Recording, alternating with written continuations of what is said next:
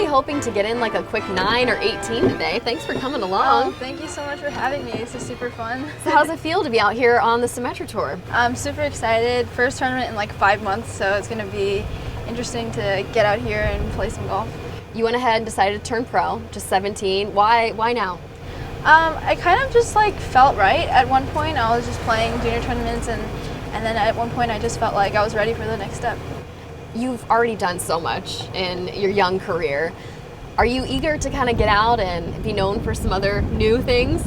Yeah, I'm just excited to get ready for the next challenge. You know, that's what I love about it, is doing something new and trying to improve. So it'll be really interesting to play against some really good players.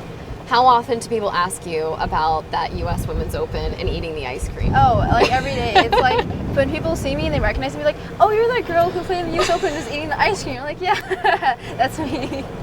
Do you like when people recognize you for that, or you're like, okay, I've done other things, people, like, come on?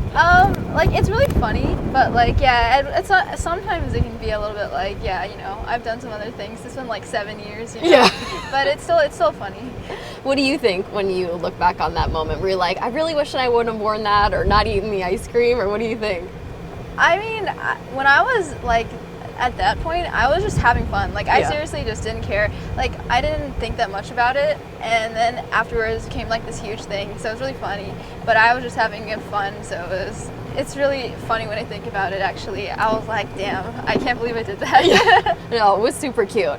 So, looking on your social media profile, you are a huge NBA fan. I still am like a huge Steph Curry fan. Okay. And like, he's so nice. I met him. Oh, nice. And so the Warriors, but I'm not really a huge Warriors fan, but I love like Steph and Andre when he was on the team. Uh-huh. Yeah. That's so cool that you get to meet him. What was he like as a person? He's super nice. He's like, actually the first time I didn't meet him, but he was playing in a group in front of us like a long time ago. This was like the year before I qualified for the Open, and this was before he became like huge.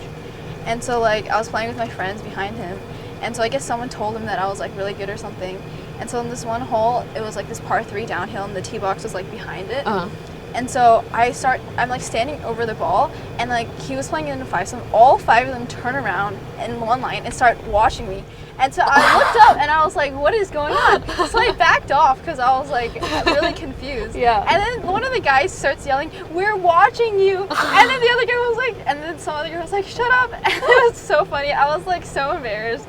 I hit a really bad shot. It was really embarrassing. You got some other cool connections too. You have some pretty awesome mentors. I saw recently, with Mickey Wright passing. Yeah. How did you get connected with her? Yeah, it was through a mutual friend, and so I kind of got to like email back and forth to her and like talk to her, and she was just an amazing mentor, and like I'm so fortunate to have had that experience. Yeah, so many people didn't get to talk with her that much. What kind of advice did she share with you? Did anything kind of stand out? Yeah, she gave me so much advice, just like not even golf-wise, just like life advice. Yeah. She would send me like videos of like cool like art things and like dancing and stuff like that, and it just really like it meant a lot to me because we had like connection that was more than just golf. Mm-hmm. And she was such a special person, and she was so kind and classy, and I really just want to learn from her and try to be like that as like my role model. And then so like sometimes at like tournaments she would like I had this tournament in New Jersey and she'd played it before, Mm-hmm. and so she like looked it up and like gave me advice on like different holes and how to play Aww. them. And like when I played the U.S. Amateur at San Diego Country Club where she won the U.S. Open, she gave me like a lot of advice there, and it really helped me. That's so neat. Yeah. And I know Johnny Miller is another one. Yeah. How has he helped you?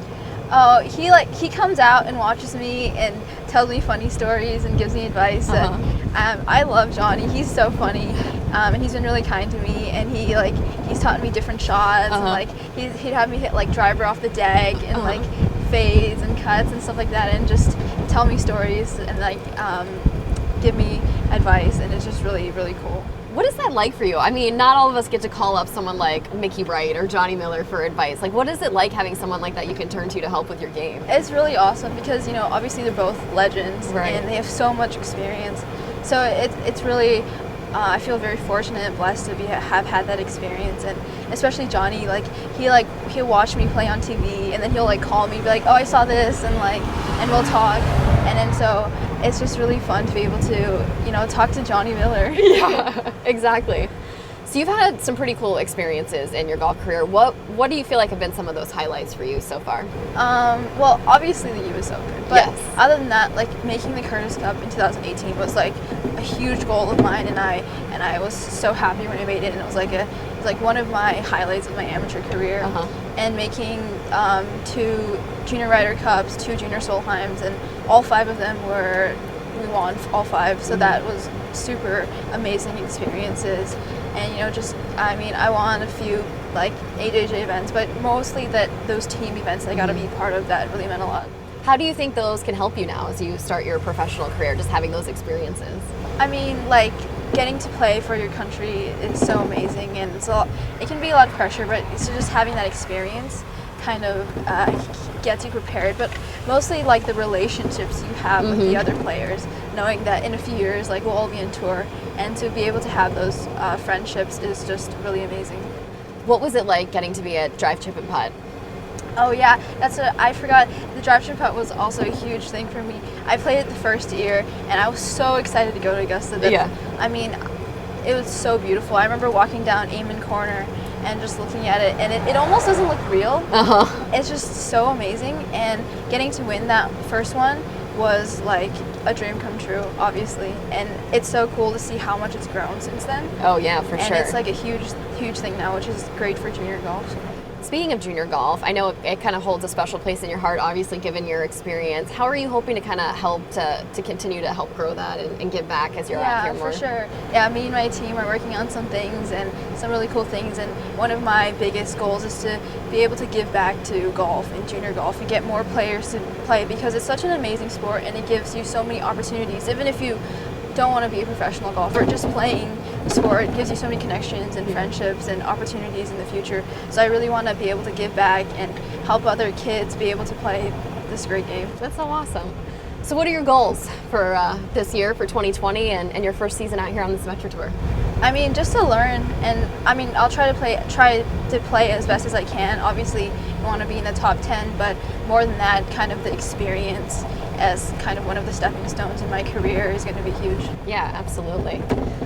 Well, tell me real quick before we wrap up, I want to hear about this mental alarm clock. How does this work? Oh my god, I don't remember when I said that. It was so long ago. But yeah, I have this thing where like I like wake myself up when I know I need to be waking up, and it's pretty crazy. I still set an alarm clock just to be safe, but you know, I usually wake up like a few minutes before my alarm clock goes off. Well, I hope it definitely works for you this season. We don't have any missed tee times that we hear about, that your mental alarm clock didn't go off. Well, Lucy, thank you so much for the chat. It was great getting to meet you. Thanks so much. Thank you.